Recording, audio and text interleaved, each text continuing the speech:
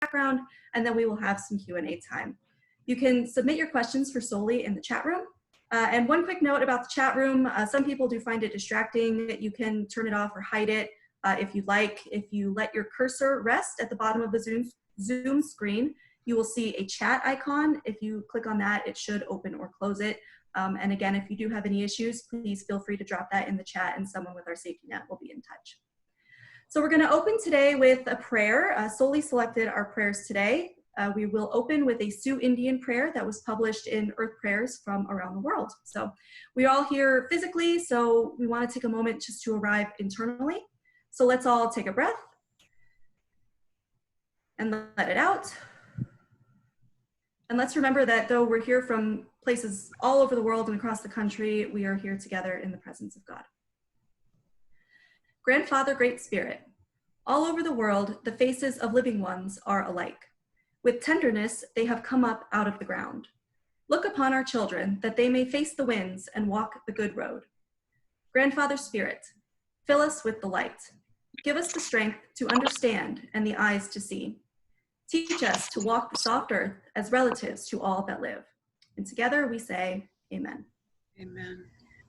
Now we wanted to take this opportunity to thank NCR board member Tom Bertelson. He established an endowment to support promising young Catholic journalists several years ago. Soli actually started as an NCR Bertelson intern from January to December of 2015, and she joined GSR in February of 2016. In the last 4.5 years, Soli has been a GSR staff writer covering sisters in Latin America. In addition to traveling all over South and Central America and writing about the sisters she meets there, she has written stories about nuns and nuns here in the United States, as well as Talitha Cum, a global network of women religious and anti-trafficking work. She has also written about Hispanic Catholics in the United States for NCR and is in the middle of planning coverage for and writing about the upcoming assembly for the Leadership Conference of Women Religious, which you may all know as LCWR. So Soli, thanks for taking the time to chat in the middle of all the deadlines you've got going on. Thanks, Pam. Yeah, I do have a number of deadlines, but this is fun. It's always exciting to get to see all your faces through these series. So thank you so much for joining. Let me tell you a little bit about myself before we get into questions and hopefully have a pretty fun conversation here. I was born in Buenos Aires, Argentina, like the Pope. And then I grew up in Wichita, went to Catholic school up until I went to the University of Kansas, where I majored in English, Spanish, and journalism. Did a few internships before I landed the Bertelson internship with NCR, as Pam mentioned. I think one of the more memorable stories that came out of that internship was I got sent to Buenos Aires to meet the families who knew Pope Francis before he became the Pope, which was super cool. It was like very inside access type of stuff. Even if you live in Argentina, you might not get to go to those neighborhoods. So yeah, and then when that internship ended, it just worked out that that was when GSR was expanding its coverage into Latin America. So jumped straight into that for the past almost 4 years with GSR. I've been on assignment in 10 different countries. So before coronavirus, that kind of averaged out to like maybe a new city every month or a new country every other month, more recently in the last couple of years. So it's obviously like a huge perk of the job is getting to travel everywhere. But particularly for me, I feel like the perk is getting to see the world through the eyes of sisters and the people they minister to. I feel like I'm getting to go to these like kind of dark corners of the world where if I didn't have a sister by my side, I would have never had access to, you know, for example, like an orphanage in Panama City where children have HIV and the sisters run it, or, you know, having meals with sister or women who are in prostitution in Guatemala City, which I'll talk about more later. So it's a lot of heartbreaking stuff sometimes, but it's really formative and exciting. So I do have, you know, a lot I want to share with everyone. I'm not really used to being on like the other end of questions, so excuse me if my nerves come through or if I seem scatterbrained, but you know, I love talking about sisters, so this should be good. Yeah. Great, thanks Soli. Well, we will kick off our Q&A segment with a question from Brian Rowe, who was the last presenter for the NCR Forward Summer Series. At the end of his session, we asked Brian what he would like to ask you today, and so we'll start with that question. He asked, if you could follow up on one story or one sister from your travels and reporting, what or who would it be? Okay, so he told me I can't just like pick the most fun or beautiful, fabulous country, but luckily for me, that is actually the same answer that I would give. So I'm gonna go with Cuba. Basically because there's just like so much to learn about the history and the politics, and there's like a really, like nuanced, complex relationship between the government, the communist government, and the church. So there was just so much to mine there. And then when I went, I think now, I went with my editor Gilda George, and we also covered the side of it with my and so there was like, yeah, there's a lot going on there, and it's obviously super gorgeous. And the fun part was that I couldn't go with the journalist visa. I had to go as a tourist, and then I would like moonlight as a journalist. So that was a really unique experience. And we also got questioned by authorities, which was actually super cool. When you're not the one in charge, and you're not going to get in trouble probably. So yeah, if GSR wants to send me back to Cuba, no complaints. Thanks. One question that we've got here, it says, in what ways have you noticed young people's interest or involvement in religious life? Ooh, okay. Before I get into that, I do want to mention, there are younger sisters, there are millennial sisters, so I'm not trying to erase them from this conversation or make it seem like young people aren't joining religious life. They are. But for my purposes, I'm going to answer this question with the context of nuns and nuns, because I could talk about them all day, and I'm actually nervous I'm going to talk about them too much. So anyway, so nuns and nuns, it's N-U-N-S, like sisters, and then nuns, N-O-N-E-S. So that's like, if you check nun next to religion, like you're non-religious basically. So a couple numbers that help illustrate the dynamic between those two groups before I get into what they do and what they are. Sisters don't love when we talk about their aging trend, because they see religious life in more expansive terms than simple demographics. But the numbers do jump out. So in the US, more sisters are older than 90 than are younger than 60, or another number, 90% of sisters are older than 60. Meanwhile, with young people, there's that mirror dynamic where those between 18 to 29 are 4 times likelier to be non-religious than a generation ago. So that's about like a third or 40% of millennials. And most of them cite just lack of belief in religious teaching. Some, the sex abuse crisis, some weren't raised religious, others the way the church regards gay people, but it's mainly lack of teachings. But even despite that, they still, young people, even if they're not part of a religious institution, they still desire authentic community. They have like a hunger for contemplative practices. There's like a willingness to devote their lives to a greater purpose. And, they also share a passion for social justice. So, if you know anything about sisters, that's like perfectly in line with what they are, their bread and butter. But with all of those desires, if you're going to kind of like set aside religious institutions or not partake, you're left a little aimless in terms of like spiritual practices or rituals. You don't really have like answers on a platter for you. And so as one sister put it, these young people, they're kind of realizing that you still need some sort of scaffolding in your life with spirituality. You can't just throw out all of religious institutions and like all of the traditions and wisdom that comes with, but you also don't want to just like origami your body to fit like these religious institutions just because they exist. So this nuns and nuns group is kind of about like finding that sweet spot, that like spiritual journey. It's not necessarily like they're personalizing or inventing religion necessarily, but they are pulling from religious traditions and applying it to like where they see fit. Now, a lot of the young people would rather it be called sisters and seekers, because they're not necessarily like not religious. Some of them are peripherally Catholic or not sure where they stand. Some are spiritual but not religious. Others are like full-on atheist. But what they do, and I'm going to skip the part with like how they met, because you can read my stories for that. But basically, it's like it started off with these small groups in like certain cities around the country, and they would have these meaningful conversations that like, about what's bubbling up inside of you. It was always a very popular conversational prompt. And I think that's one of the fascinating things about these conversations is like a sister who's been in religious life for decades and decades. She's not saying anything sacrilegious or anything contradictory to the church, but it will still be something, the way she says it, that will still resonate with like a very young agnostic, that they're very much like speaking that same language, to the point where it's like, the more I cover sisters, the more I'm like picking up on their sistery language. Like they say words like, trust in the unfolding and, you know, sacred hospitality and discernment. And like now I'm interviewing these young people and they're using all those words, which it just cracks me up because it's like my world's colliding a little bit in that regard. But yeah, so now those groups that used to be like occasional hubs around the country, it's really grown into this movement where there are these like Zoom calls happening all over the country with hundreds of sisters and millennial, non-religious, whatever they are.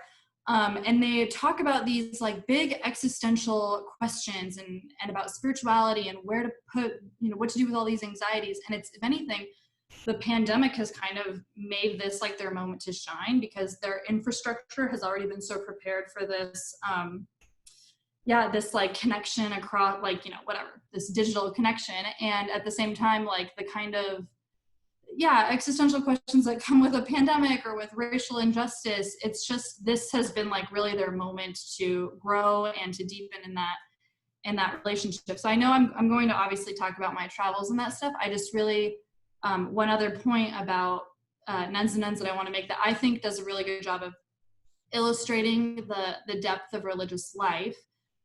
It's not just a one-way street in terms of like what can young people draw from sisters. It's not like they're just like culling wisdom from them. For sisters, it's very much a mutual exchange. Like as one sister put it, she feels like this movement is kind of like a tweaked continuation of their congregation's founding missions, which maybe back when they were founded, they were to respond to the critical human need. And that might've been more social in terms of like education, orphanages, hospitals.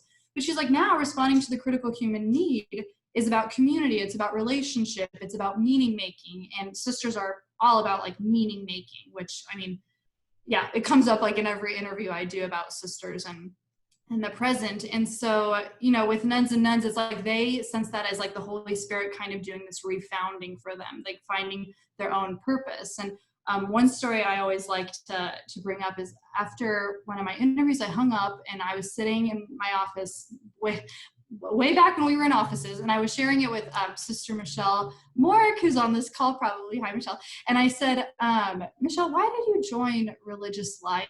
And I loved how she phrased it. She goes, the question shouldn't be why did you join? It's why did you stay? Because why you joined might not be that relevant decades later, but it's the question, like, why am I still a nun in my 70s, you know, versus my 20s? And for her, that answer was community. And that really just is like kind of the perfect answer when it comes to Nuns and Nuns, because that's what millennials want to learn from sisters. Sisters are kind of like these experts at community. You know, when a lot of the, a lot of the young people who I talk to, they want to learn from sisters this whole like sharing finances and like living in a commune. And it sounds so radical, but it's really what we take for granted when we think about sisters. And so they want to learn that from sisters. I've reported on young people who went to live in convents for 6 months in San Francisco. That's kind of one aspect they're exploring, is sisters have these like huge empty properties, but they want to like invite young people and breathe life into it and have that mutual exchange.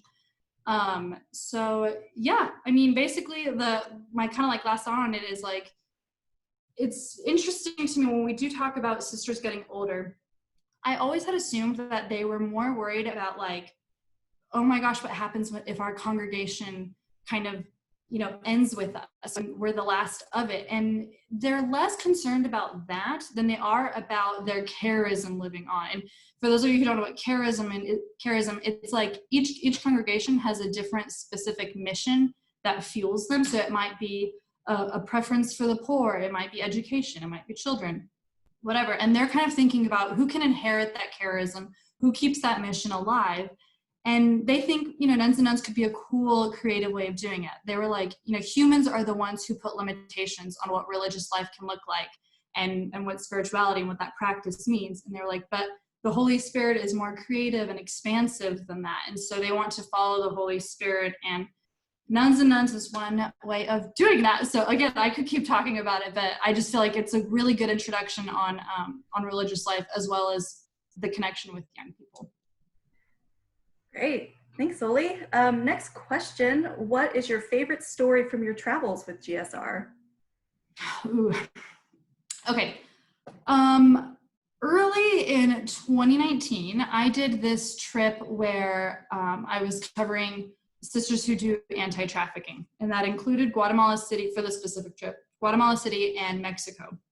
And it was one of those trips where like every hour was utilized.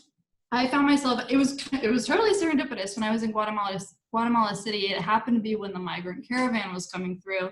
And so the sisters took me and I got to interview the people on the migrant caravan. And there is a huge tie between migration and trafficking because traffickers prey on migrants. They're the ones who, you know, they don't have money, they're in a more desperate situation, they're on dangerous roads going to where they got to go. And, you know, should they disappear, it's less likely someone's going to notice it because they're on the road. And so I got to visit a migrant caravan. And then, you know, in Guatemala City, I was able to meet with a sister who ministers to women who are in prostitution and young girls who, you know, either are in it or got out of it.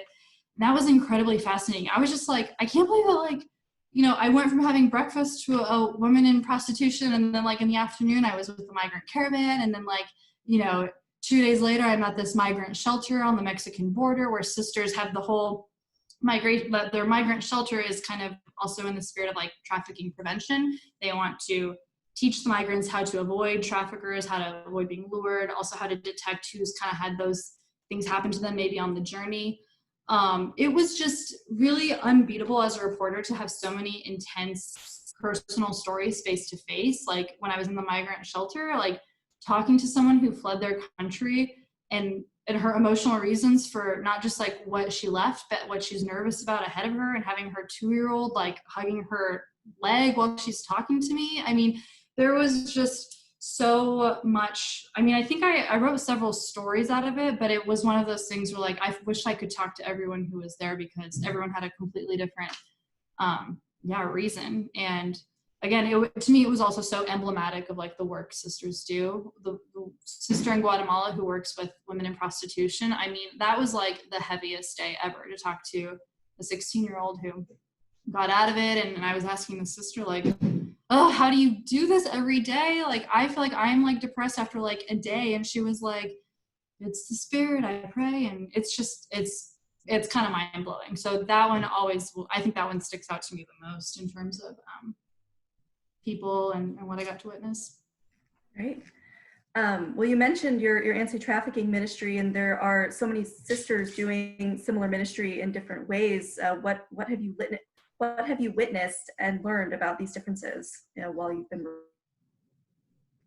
Yeah, I feel like when I went to Rome in September, what is time anymore? I was in Rome because Talitha Cum was having their 10-year anniversary. So Talitha Cum is a network of networks, meaning US sisters have an anti-trafficking network, Brazil, India, they all have their own networks. And then Talitha Cum is essentially the umbrella that connects them, because their mission is like, traffickers are so organized and nimble and they have all these contacts around the world. And so sisters kind of want to be like that formidable, like opposition. They want to be as connected, as prepared.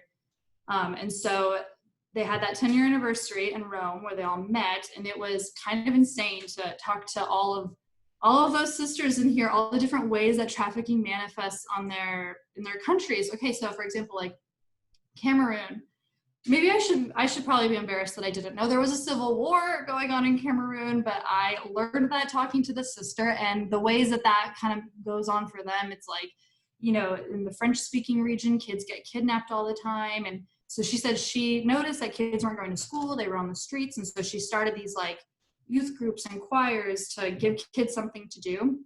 And she would notice kids were disappearing. They weren't coming back to their group, and parents didn't know where they were going. And, you know, kids are taken for cheap labor.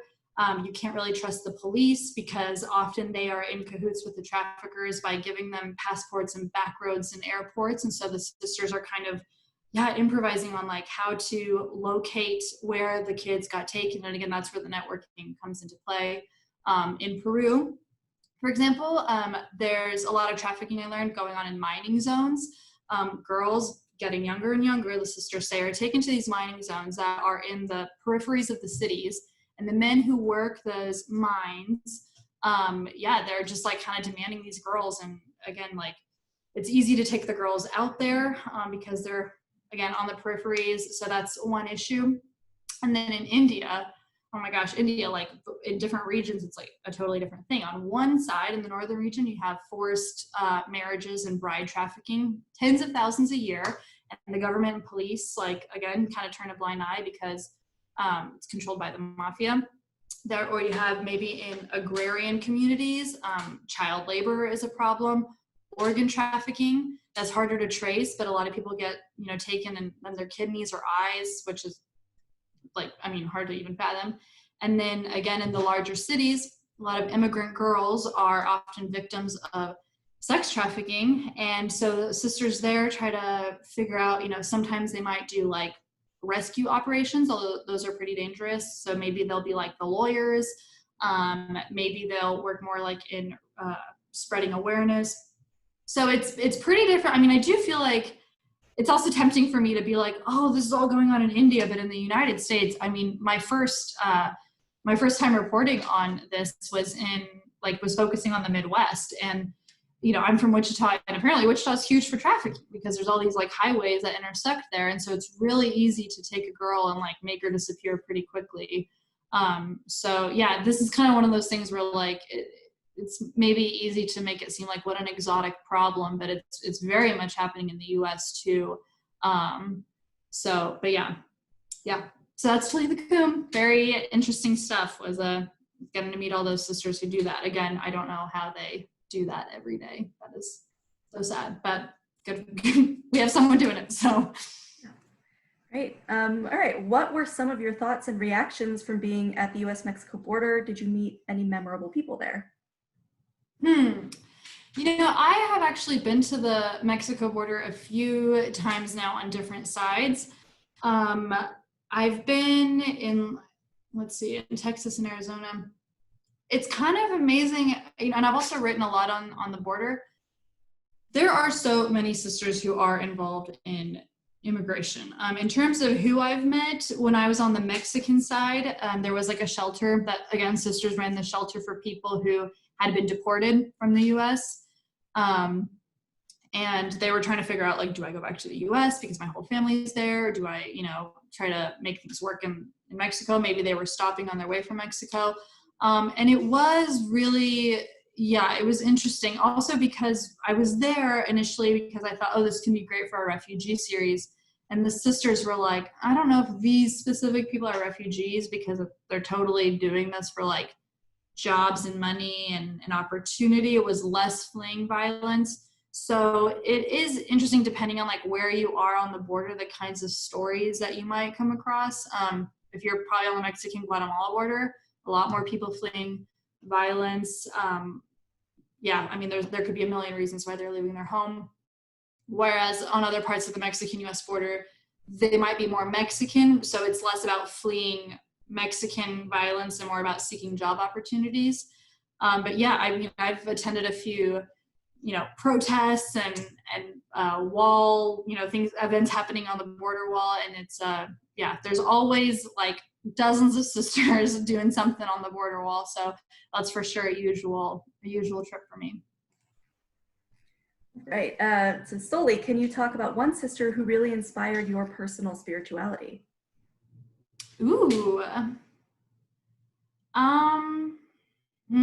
That's good. I don't want to like beat the nuns and nuns drum too much, but I do feel like if I'm thinking about, I'll name a specific sister. I think she's Benedictine, Sister Linda Romy. She is someone who I interview a lot for Nuns and Nuns, and it might be because I'm talking about nuns and nuns, it might be because the subject matter inspires these kinds of conversations, but it's so much more interesting to me when you talk about spirituality in the macro. If you bring in the universe, if you bring in humanity, if you bring in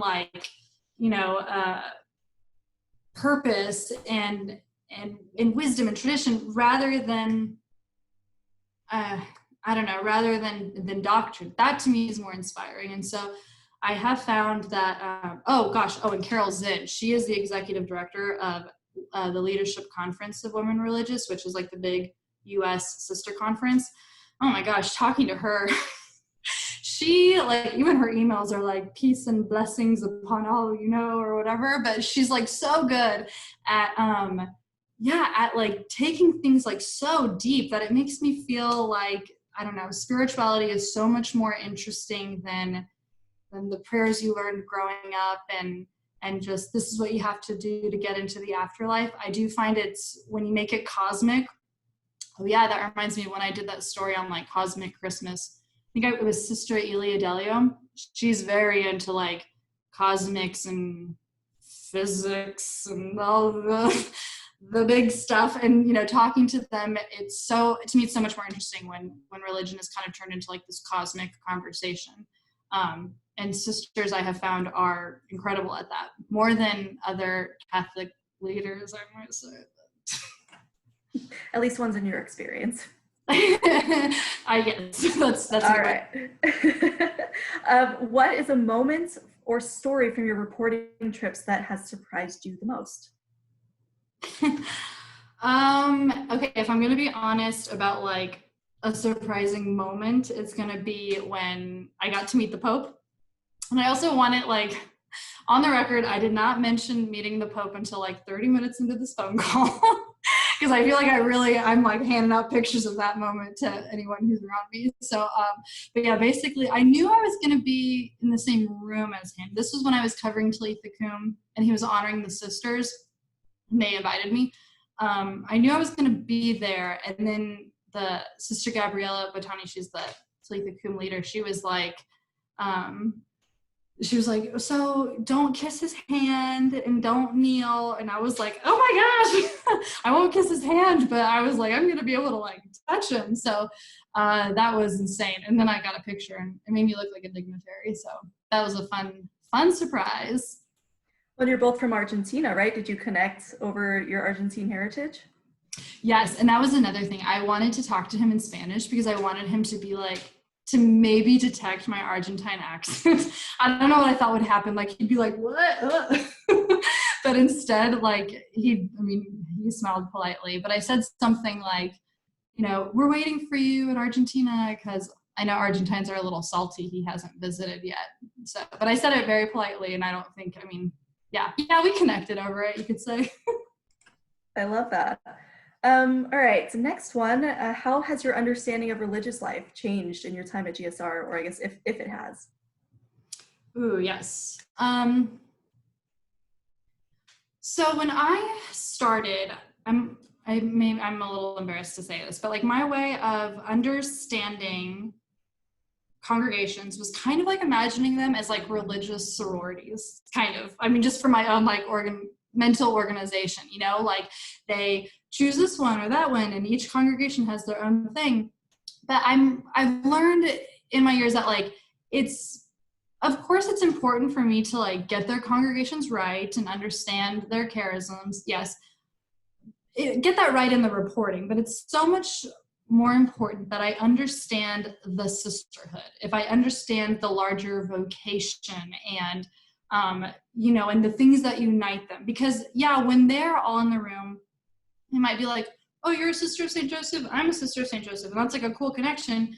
But really, it's much, not only trickier, but it's also much more interesting to be sensitive to their jargon and their thinking. For example, when I mentioned earlier, they're aging, and like they don't like that diminishment narrative. They don't like when people focus on how old they are, because they're like, they see it more as like a transformation. They're like, when religious life started, we were like 5 ladies who went out into the streets and figured out, what do people need? And they're like, maybe we'll be 5 sisters again, but we'll just be closer to our founders. And then maybe, who knows, in like 100 years, there'll be 1 million of us. Like, they're very much like kind of rolling with the times and whatever that means. And, it's just so much more about like a common mission and reading the spirit. And that's really like what they're about. But also, I think one of the more interesting things about religious life that is not just changed my understanding about religious life, but my perception of the church. It's been really good for me to get to learn about the church through sisters. I've always kind of described them as like, they're like Jesus's foot soldiers. They're not obsessed with dogma and and those kind of intricacies. Of course, they're well versed and they might be opinionated and that they understand their theology, but they are so much more about walking the walk and bring the gospel to life. And it makes me realize, you know, there's really like no point in fixating on these esoteric conversations if you're, you know, not going to produce good work while you're on earth. You know, then the afterlife comes after this life. So and again, right now, like you mentioned in the beginning of this call, I'm preparing for LCWR's annual assembly. So I've done a few interviews on that, and it has been interesting in terms of like, you know, with the pandemic and with all this racial unrest. And I'm asking like, you know, how do you feel like the outside world will seep into this conference? And I loved this quote Carol Zinn. Again, she's like the greatest interview ever. She was like, that's an oxymoron to act like religious life and the outside world. She goes, it's the same thing. She goes, it's not about how will the outside world seep in. It's about how will religious life seep out into it. You know, they don't keep their heads down. They really do like try to figure out like, what is the Holy Spirit telling them, as they put it. And Carol Zinn's like, I don't feel like we've been called to, you know, real life has never hit us like this, like it has like before Vatican II. This is a very unique moment for them. And I'm using LCWR as a reference point, but I also work closely with CLAR, which is the Latin American. It's not quite like, okay, it's all the religious conferences of Latin America under this like umbrella conference. And so I've attended a number of their meetings, and it's the same thing, just on a continental scale, about like, where are we needed? How can we, you know, respond? It's no longer about building these fancy ministries like mercy hospitals like it once was. It's much more about making yourself useful, and how can we do it creatively. So. Great. Looking back, who is a sister who still stands out in your memory, and why?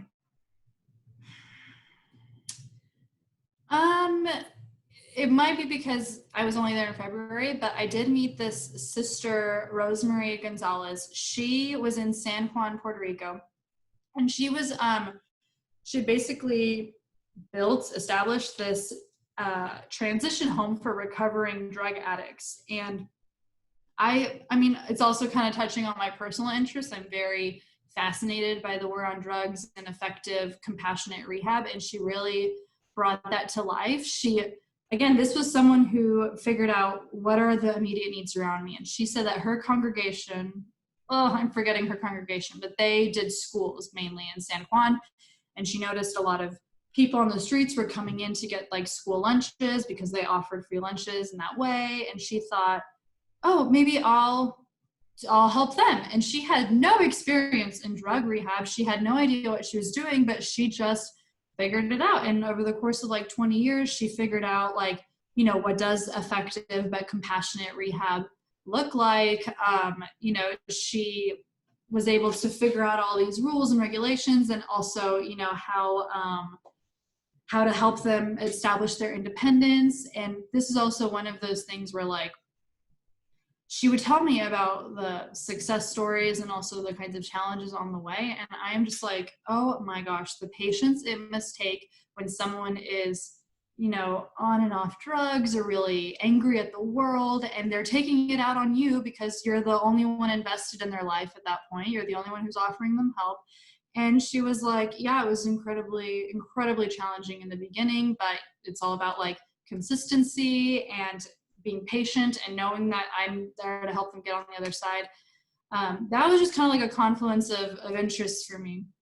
And then also one other one who stands out is Sister Angelica Segovia in Guatemala City. She was the one who would work with girls and women in prostitution or trafficking. And it's kind of amazing when you think about how like the red light district in Guatemala City, like, I mean, of course, like so dangerous. And but these sisters, they kind of have established this trust with the, I don't know if pimps is the right word, but the people who are like kind of running the show there, and the drug dealers, and they kind of let the sisters come in. The sisters sort of act like, I'm here for social work and medication rather than, you know, helping her leave you kind of thing. But Yeah, so it's kind of funny to me to see like the sisters are sort of like parting the Red Sea when they go through the red light district to help these women.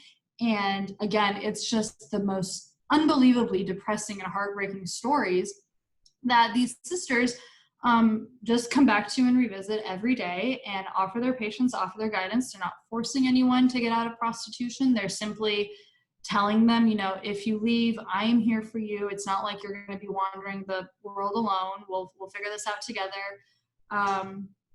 Yeah, that's always fascinated me because I honestly, like 2 days, I'm burned out on that stuff. And I want to say I'm someone who wouldn't, but it's challenging. And she's someone who has like the most bubbly and vivacious personality. And yet she has like that kind of dark reality covering her every day. So yeah, I'm going to go with her too. Well, this is a bit of a related question. It says, Soli, how do you keep your heart from breaking when you are visiting incredibly sad and challenging environments and situations with the sisters? I mean, my heart does break, like when I'm there, for sure. And I also, in a way, I don't see it this way in the moment, but I kind of am taking advantage of the sisters in terms of like, help me make meaning out of this, because it's almost a little more sad when like I go and then I go back to my hotel with air conditioning and I call my friends or whatever, and my mind is checked out. But like that almost makes me feel that much more like, I don't know, like kind of icky about like I'm just like parachuting in, recording your story and leaving. And the sisters have really helped me because I do talk to them about that while I'm covering it. And I'm just like overwhelmed with guilt. I mean, when I was covering the migrant caravan and hearing about like what people were going through back home and like feeling helpless and feeling like all I can do is write down what you're telling me, I can't really like do much more. It's tough. And, you know, one thing the sisters do tell me, you know, you're not doing anything. You're putting their stories out there. Someone needs to tell their stories and you're here and you're doing that. And that is a service in itself, but it's tough. And, you know, I think the thing that keeps me from being so sad is thinking about like, you know, the question you're asking me is the question I ask of sisters, you know, how are you having this? How do you commit to this lifestyle? It seems like so dark. But you know, and also I try to make the trips not be too dark for myself. I like to give myself a day or two to be a tourist, and I'm not going to be like, I'm not going to leave Guatemala and only, I keep using Guatemala. Other countries have this situation too, but like, I'm not going to, you know, or I'll say Colombia or Chile, like I'm not going to leave and have the slums be the only reality I see. I want to see the beautiful parts. I want, you know, to see what makes them proud of their country and know that the whole country isn't just like enmeshed in this reality. There's happiness, there's people who are getting by. And so that kind of helps me balance and look forward to these trips and also come back feeling like I did see a more complete picture of what that country has to offer. But yeah, it's very heartbreaking. Great. Next question is, Soli, did you interview anyone who was served by the sisters, and what conversations were particularly meaningful to you? Yeah, usually whenever every time I visit a ministry, I do try to like at the other side, and that is people who were ministered to. I'm going to try to get off the track. I've got trafficking on the brain right now. I'm going to try to think of another.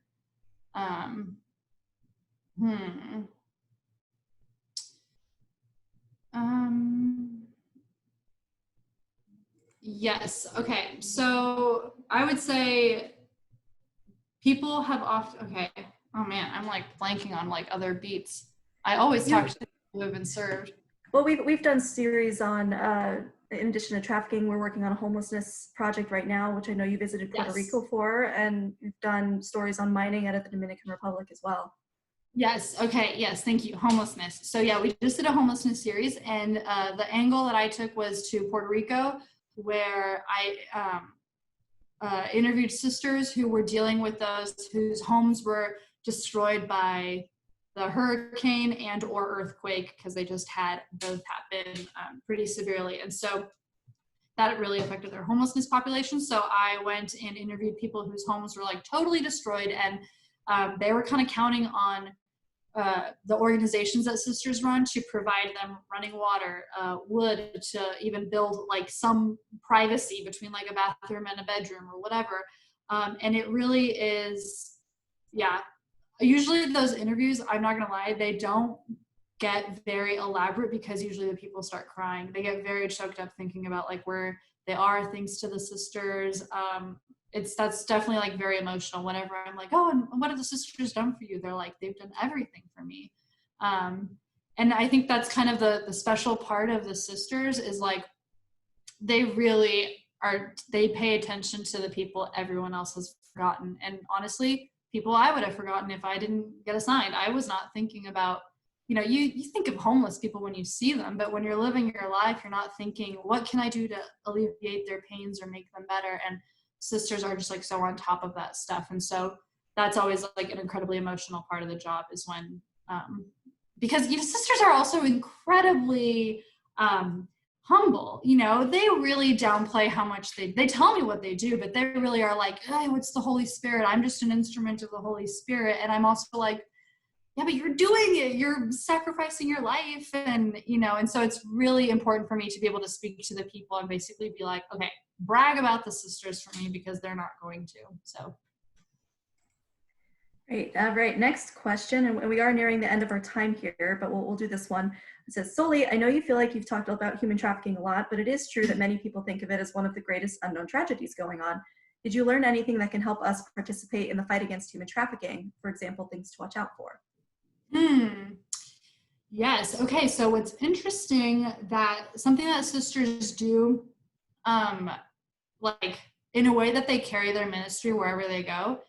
Sometimes if they're on a flight, they'll talk to the flight attendant and educate the sister on like signs that someone might be getting trafficked. Or if they're going into a hotel, they're going to talk to the receptionist and they're going to be like, if you see a very old, I don't know about very old, but an older man with a younger girl and it doesn't look right, pay attention to your red flag and maybe follow up and dial this number. So it's kind of interesting to see how like wherever they're going, they see an opportunity for education.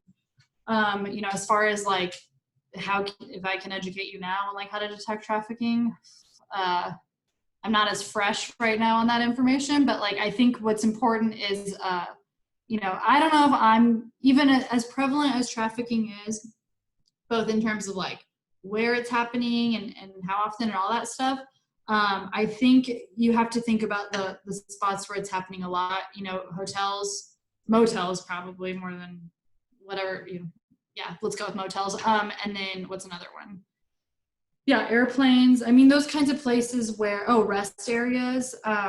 Those are the places to just kind of pay attention. And if something like looks weird, it's easy to dismiss as like, oh, that seems ridiculous. It would never happen here in Topeka, but you know, yeah, that's exactly where it's going to happen. Where else are people getting trafficked? They're getting trafficked in places that like you're going to overlook. So yeah, I mean, I don't know how, that's one of those areas again where I feel kind of helpless. I feel like the problem's much bigger than me, but sisters help me realize like, you know, there's little things you can do where you are. Great. All right. This one is sort of a fun one. What is one thing you always make sure you pack on reporting trips? And what's one thing you always seem to forget? Okay, the very practical answers. And I have gotten better, I have to say. So, but some things that I've learned to just always have in my wallet are Band-Aids because I can never seem to figure out what a good walking shoe is. Because I like to go for cute over comfort and it bites me every time. So Band-Aids, and then also outlet converter things. It's incredibly stressful when you don't know what. I always have to look up what do the outlets look like in that country because yeah, that's so stressful. And then the things that I always forget.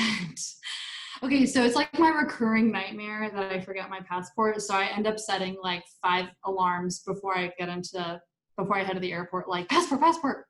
So I never forget that. But one thing that I always seem to forget is getting cash or like local currency before I go. It really sucks when you're at the airport and you don't have cash and there are no ATMs and taxis only accept cash and it's like a weird hour of the night and like they don't have Uber.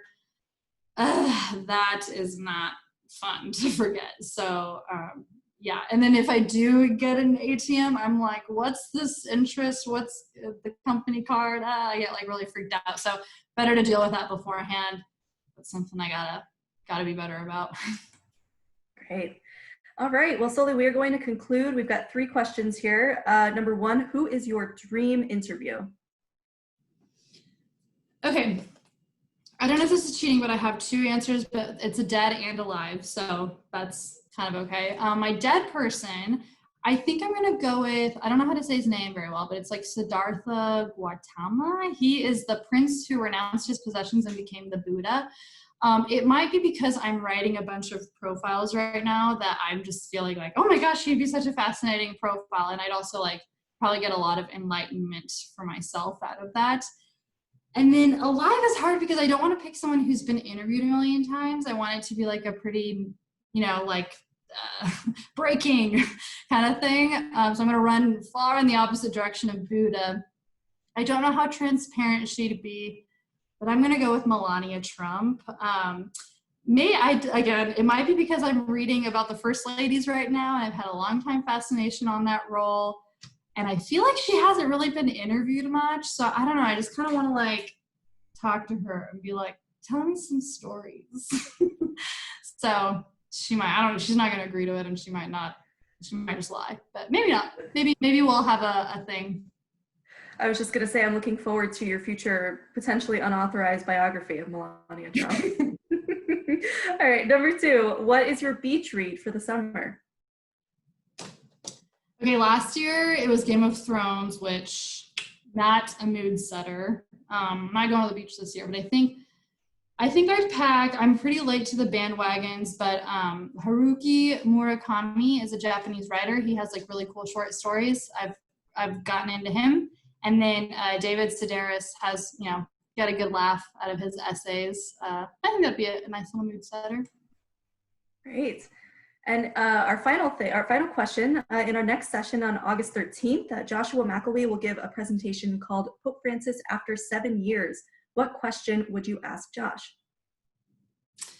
Okay, yeah, since he's going to be talking about leadership, Pope Francis's leadership, I want to know if Pope Francis was named head of a major company based on his leadership style, what would it be and why?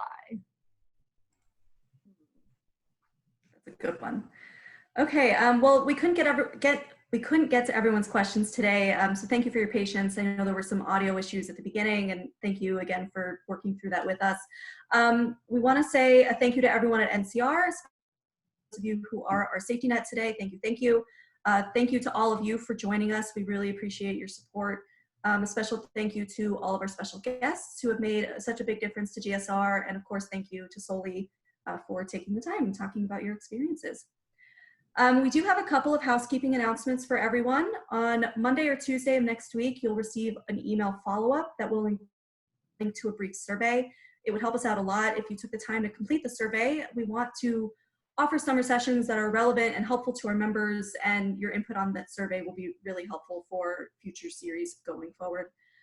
In that email, we will include a link to the recording of today's session with Soli in case you want to relive any of it, as well as the prayers and resources that we spoke about today. There are 2 more sessions scheduled for later this summer. More information is to come on that, so watch your email for the dates and the times. So now we will have a closing prayer, which Soli also chose for us. Thank you. This will close the door to our gathering, but we remain together in the presence of God. So let's take one more deep breath, and as you do, remember all those who are gathered here today. All right, this is a prayer based on a poem by Diane Nelly, published in Earth Prayers from Around the World. Blessed be the works of your hands. Blessed be these hands that have touched life, nurtured creativity, held pain. Blessed be these hands that have tended gardens, planted new seeds, harvested ripe fields. Blessed be these hands that have cleaned, washed, mopped, scrubbed.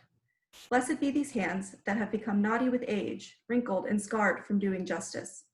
Blessed be these hands that have reached out and been received. Blessed be these hands that hold the promise of the future. And together we say, amen. So thank you all. Have a great rest of the day. Lori, any last minute things before we end? Nope. We can't hear you, Lori, but I saw you shake your head. So thank you, everybody, for participating.